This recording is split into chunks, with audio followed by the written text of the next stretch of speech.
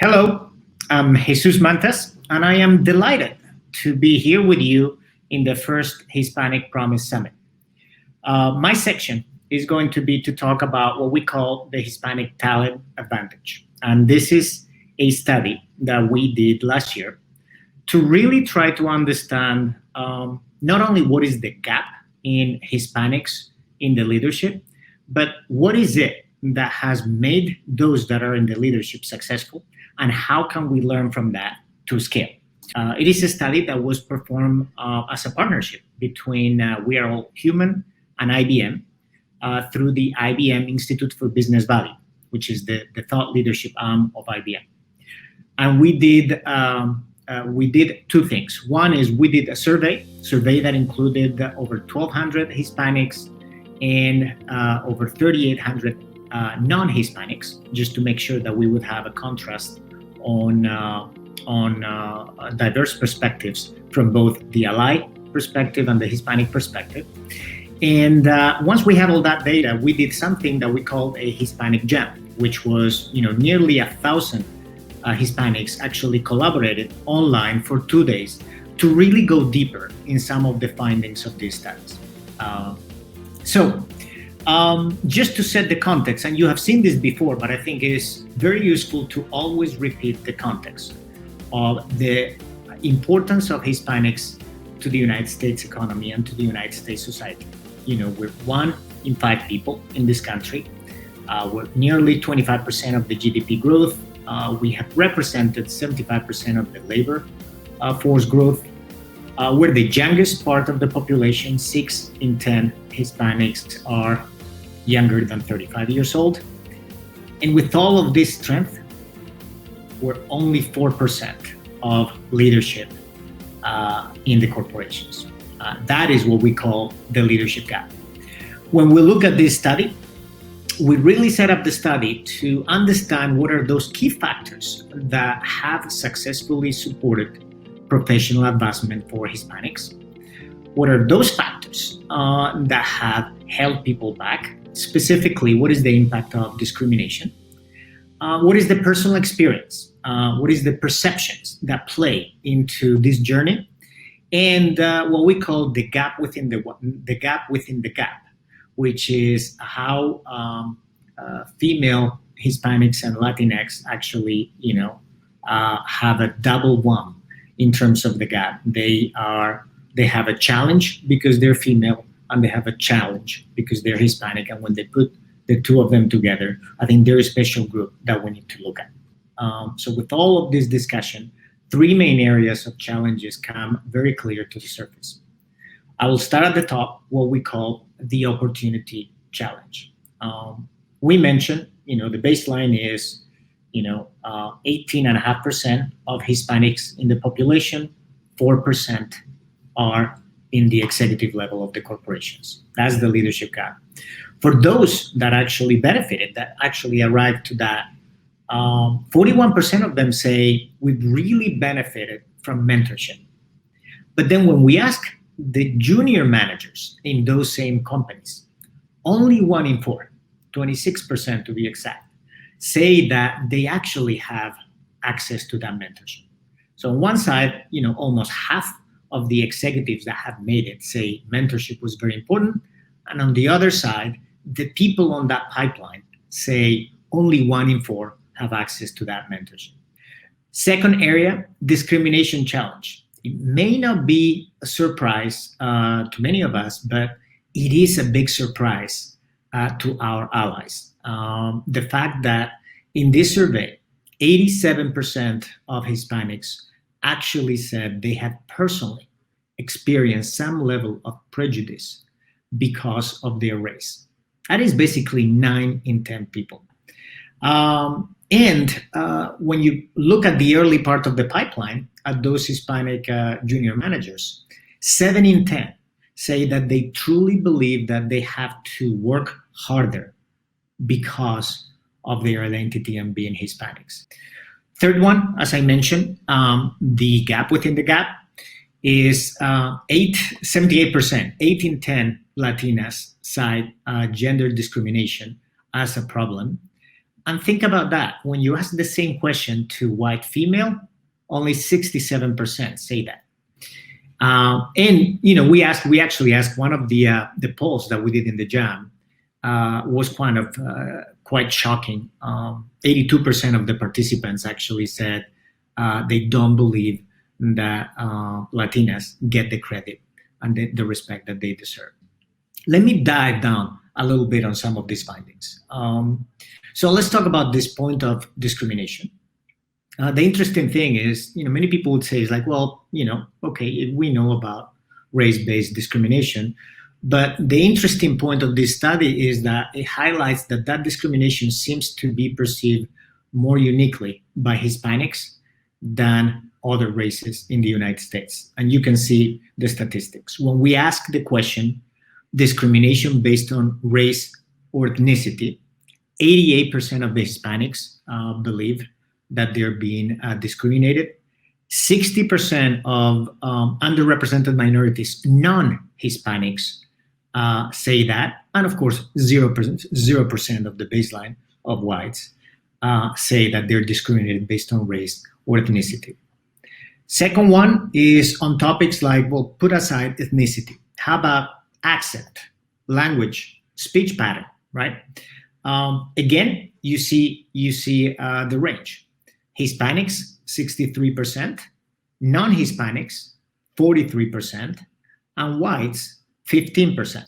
And then the last one, it was an interesting one. One of the questions was, how about perception of discrimination based on looks or body type? So being discriminated because of the way they look. Also, Hispanics raised at the top of that list, 58% Hispanics, 48% non-Hispanics, 29% whites. Let's talk about mentoring, this point that we talked before on mentoring.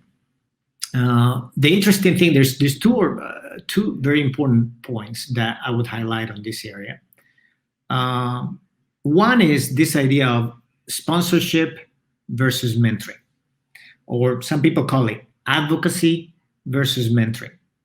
And great dialogue in the JAM about that. But, the best way to capture it is I think, this quote that we have here that came from one of the JAM participants that said, mentors talk to you, sponsors talk about you. We pick our mentors, sponsors pick us.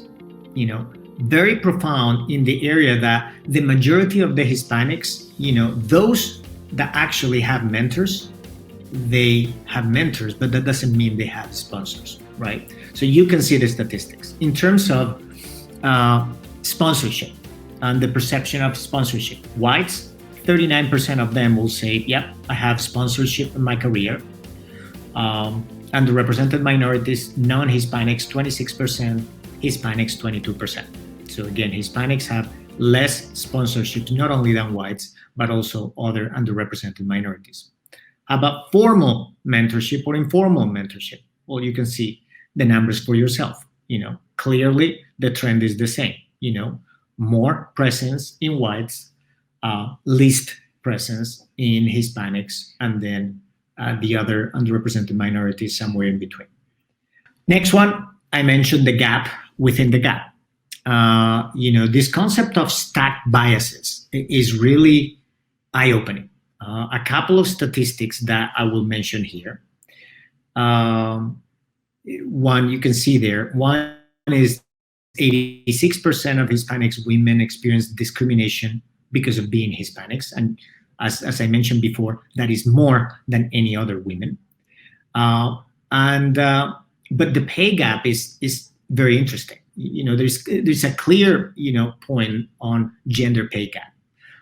But that gender pay gap is not equally distributed for women across all of the ethnicities. The fact of the matter is Latinas are the point at which that pay gap is the widest. So Latinas are paid 45% less than a white man doing the same job. But frankly, they're also paid 30% less than a white woman doing the same job. So clearly, it's not just gender that is impacting them, it is gender and being Latinas, being Hispanic. Another very interesting point that came both in the study but also on the JAM was this point that there are thousands of programs. There are like a lot of organizations that, a lot of these facts are known and they're trying to do something about it, but many of those programs fail. And the reason why many of those programs fail is because they tend to be very homogeneous programs. They're programs that pretend that Hispanics or the Latino population is one thing.